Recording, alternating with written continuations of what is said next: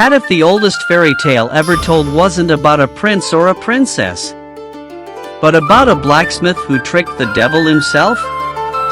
Long ago, in a small village surrounded by dark forests, there lived a blacksmith. He was skilled with iron. His hammer rang from dawn until dusk.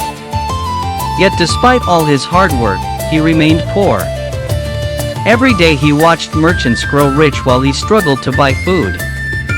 The years passed, and his bitterness grew. One cold evening, as the forge fire burned low, a stranger appeared at his door. The man wore black clothes and carried a smile that seemed far too sharp. "I know what you desire," the stranger said. "Wealth." The blacksmith stared at him. "And what would you want in return?" The stranger's smile widened. "Only your soul. 7 years from tonight." The blacksmith knew exactly who stood before him. The devil. But poverty had made him desperate. After a long silence, he nodded. The bargain was made. From that day forward, everything changed. People traveled from distant villages to buy his work. Gold filled his pockets. His home grew larger. His table overflowed with food. For the first time in his life, he had everything he wanted. And as the years passed, he almost forgot the price he would one day have to pay. Then, 7 years later, there came a knock at the door. The devil had returned. "It's time," he said. The blacksmith felt fear grip his heart. But he hid it behind a smile. "Of course. But before we leave, would you do me one final favor?" The devil laughed. "What favor?" "My old bones are tired. Sit with me for a moment." Beside the forge stood a wooden chair.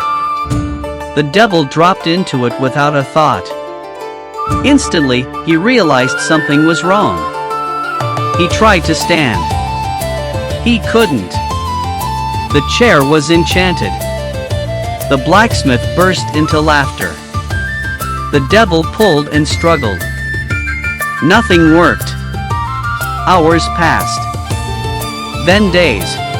The devil remained trapped. At last he shouted, "Release me!" "Why should I?" asked the blacksmith. "Because I'll give you 7 more years." The blacksmith considered. Then nodded. The spell broke. The devil stumbled free, furious and humiliated, and vanished into the night. Another 7 years. Another life lived. Act 4, the second trick. 7 years later he returned. This time he was cautious. "You won't trick me again." The blacksmith smiled. "We'll see." Outside stood a tall apple tree, its branches heavy with fruit. "Before we go," said the blacksmith, "climb up and fetch me one last apple." The devil sneered. "That's all?"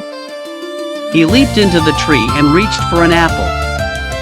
At once the branches twisted around him like chains. The devil tugged. The tree would not let him go. He roared with rage. Birds scattered from every branch. Village dogs began to howl. For days he remained imprisoned high above the ground. Finally he gave in. "What do you want?" "Another 7 years." The devil clenched his teeth. But he had no choice. The branches released him. For the second time he left defeated. Years passed. The blacksmith grew older. His hair turned gray. Yet he was still alive. And the devil had not forgotten him. One stormy night he returned for the 3rd time. Lightning flashed across the sky. "This ends now," said the devil. The blacksmith looked at him and smiled. "You've always boasted about your powers." The devil crossed his arms. And I heard you can make yourself small enough to fit inside anything. The devil laughed. Of course I can. Even this? The blacksmith held up a small leather pouch. The devil saw no trap. Just a pouch. So he agreed. In a puff of smoke he shrank himself smaller and smaller until he slipped inside. The blacksmith snapped it shut. The devil realized too late what had happened. Then came the sound of iron striking leather. Bang! The devil screamed. Bang! The pouch bounced across the floor. Bang!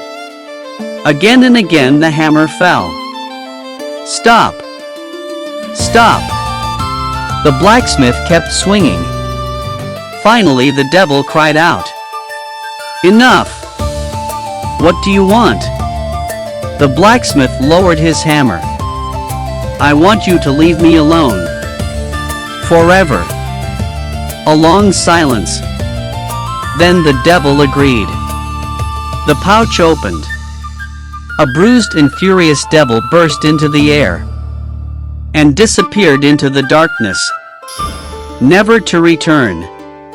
Years later the blacksmith finally died. His long life had come to an end. His spirit rose and traveled to heaven. But the gates remained shut.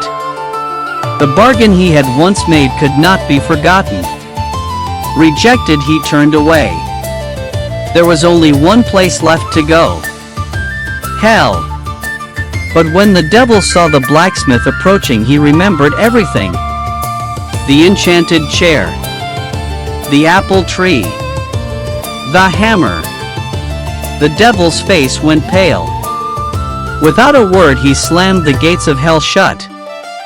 You are not coming in here. And for the first time in his long and terrible life, the devil was afraid. And so the blacksmith was welcomed by neither heaven nor hell. Some say he still wanders the world to this day. Follow Whispering Kingdom for more forgotten fables.